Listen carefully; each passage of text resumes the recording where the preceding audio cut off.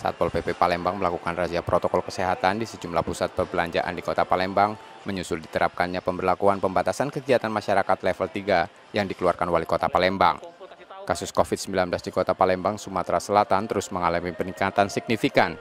Saat ini kasus COVID-19 di kota ini sudah mencapai 34.000 kasus dengan kasus aktif mencapai 3.700 kasus. Kondisi ini membuat pemerintah Kota Palembang mengambil langkah dengan menerapkan PPKM level 3 sejak Selasa. Dalam penerapannya, seluruh kegiatan akan berlangsung secara terbatas. Kedatangan petugas sebagai sosialisasi agar diketahui pemilik usaha dan masyarakat luas.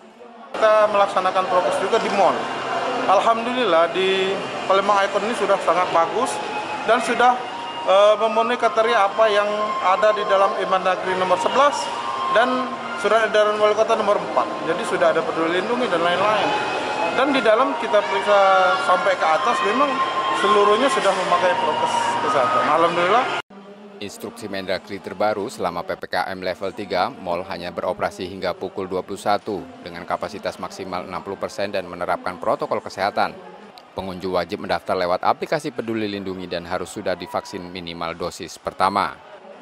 M. Rizky Nurmizan, Kompas TV Palembang, Sumatera Selatan.